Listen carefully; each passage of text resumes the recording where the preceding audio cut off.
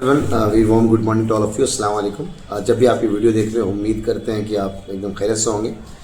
और अक्सर बच्चे मुझसे पूछते हैं तरह तरह के सवाल। एक बड़ा प्यारा सा सवाल है कि सर मैं मैथ्स ना ले करके आर्ट्स ले लूँ, मुझे मैथ्स में कोई इंटरेस्ट नहीं है, मैं आर्ट्स ले लूँ तो मैथ्स से तो पाला पड़ जाए, मैथ्स से तो छुटकारा हो जाएगा।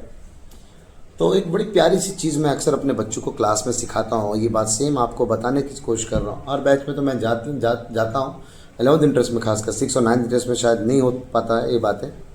ये सब के लिए कॉमन है। आप इस वीडियो को लोगों तक शेयर कर सकते हैं कि भाई मैथ का क्या इंपॉर्टेंट है आने वाले दौर में, या 10th के बाद मुझे मैथ्स में कौन सी फील्ड चूज़ करनी चाहिए, मैथ्स में इंटरेस्ट है तब भी या नहीं भी है तब भी।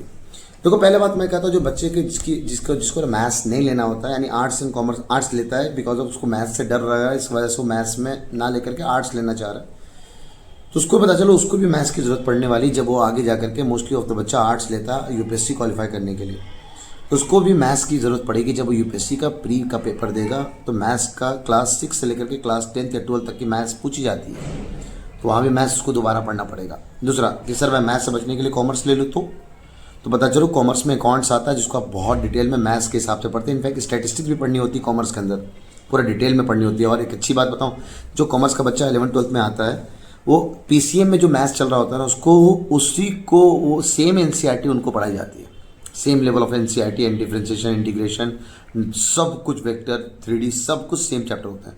तो आर्ट्स में भी मैथ्स की जरूरत है, 11th-12th में बिल्कुल मैथ्स तो सेम चलता है।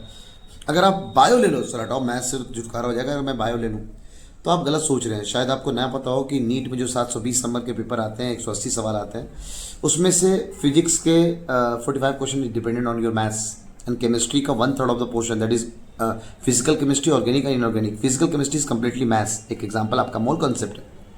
इनफैक्ट बायो में भी जेनेटिक्स का पोर्शन है, पेडिग्री एनालिसिस है, वहाँ भी मैथमेटिक्स की जरूरत पड़ती है, प्रोबेबिलिटी के चैप्टर की जरूरत पड़ती है, परमुटेशन कॉम्बिनेशन की जरूरत पड़ती है। तो बायोलॉजी में जब आप नीट लेते हो तब भी आपको मैथ्स की जरूरत पड़ती है। अब रही बात कि सर मैं पीसीएम ही ले लूँ, मैथ्स जेई की तैयारी कर लूँ, तो ऑब्वियस बात है मैथ के बिना तो जो गुजारा ही नहीं, वहाँ पे तो मैथ ही मैथ है, हर जगह मैथ, पूरे फिजिक्स में पूरी केमिस्ट्री में जम के मैथ्स है, then math is also maths. तो आप अगर इन चारों फील्ड में जिसके बारे में आप सोच रहे हैं, इनफैक्ट एक और फील्ड होता है diploma engineering, diploma is directly engineering, उसमें तो जम करके मैथ, और ऐसे वैसे मैथ नहीं, अप्लाइड मैथ्स की इस्तेमाल होती है। और एक नटशेल में बताऊँ यार, आगे जा करके ना शादी वादी होगी, तुम्हारी बाल बच्चे होंगे, बाल बच्चों को तुम्हें मैथ्स सिखाना पड़ेगा इनडायरेक्टली बैठ करके। तो जब तुम्हें मैथ्स सिखानी होगी, जब तुम्हें खुद की मैथ्स आ रही होगी, तभी आप बाल बच्चों को सिखा रहे होगे। तो मजाक अपार्ट, आप लोगों को अपने लेवल में मैथ्स आनी चाहिए, बिकॉज मैं मानता हूँ कि डे टू डे लाइफ में हर जगह मैथ्स से, आपको मैथ्स से भाग नहीं सकते हैं। तो चैनल को सब्सक्राइब ना करना ना बोलें ऐसे वीडियोज़ के लिए। अल्लाह हाफिज़।